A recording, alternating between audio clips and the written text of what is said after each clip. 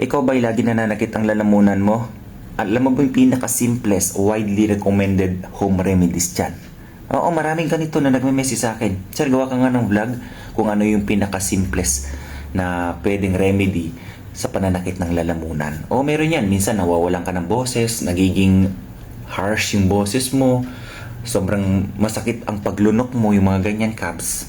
Ito lang gawin mo, napakasimple. Kumuha ka ng maligamgam na tubig. Punta ka sa kusina, kuha ka ng asin. Lagyan mo ng asin yung tubig na yan na maligamgam. Warm po ha, Kabs. Okay. Marami pong studies dito, kabayan, sa totoo lang.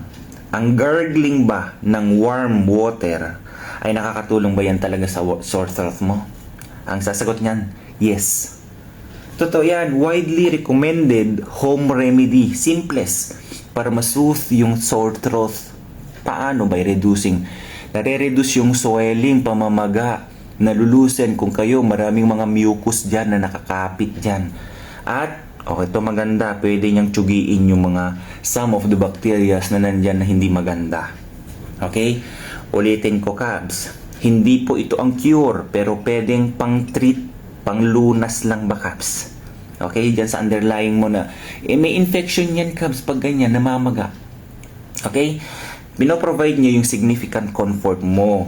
Okay? Though, it provides significant comfort and it can speed yung recovery. Kasi hinuhugasan mo yung mga germs dyan. So, paano gagawin? O, Kabs, hindi ito iniinom, Kabs, ha? Kuha ka dyan.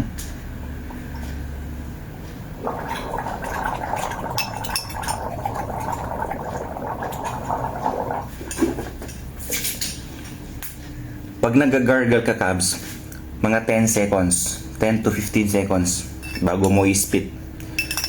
So, ulitin mo, pangalawang beses.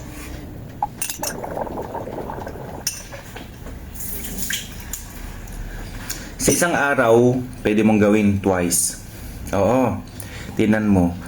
Talagang mapapansin mong pagkakaiba niyang, Kabs. So, how it works ito, kabayan? Paano siya nangyari na pwedeng makatulong ito as remedy dyan sa pananakit ng lalamunan? Nakaka-reduce ng pamamaga.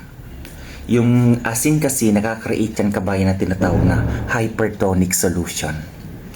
Oo, dinadraw niyo yung excess na fluid out the swollen throat. Yung mga tissues kasi dyan, kabayan, nagsuswell. So, through osmosis, pwedeng ma-ease yung pananakit at inflammation.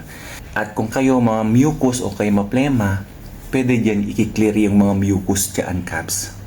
Oo, ang asin, it can loosen. Pinapanipis niya yung mga mucus na yan. Lalo na dyan ba sa bandang ano nyo, o hindi nyo lang alam yung kanyan kayo. Siyempre, kung ayan, pwede nyong malunok or pwede nyong i-spit ng mabilisan lang. At yung pinakahuli, Kabs, hindi mo lang siguro napapansin, kaya niyang tsugiin. Wina-wash away niya yung mga germs na iba dyan na hindi maganda. Okay? Kumbaga hinuhugasan mo nga, Kabs, mga viruses, bacteria, mga ganyan, hindi ba? Oo, dyan sa may surface ng throat nyo, pag di ba? Kabs, okay. Subukan mo kung ikaw nananakit yung lalamunan mo. Epektibo po yan, Kabs. Ako nga, ganyan ginagawa ko. Pag yung ganyan ako ng ganyan, perfect ito na napakabilis na remedy, home remedy. So, God bless everyone.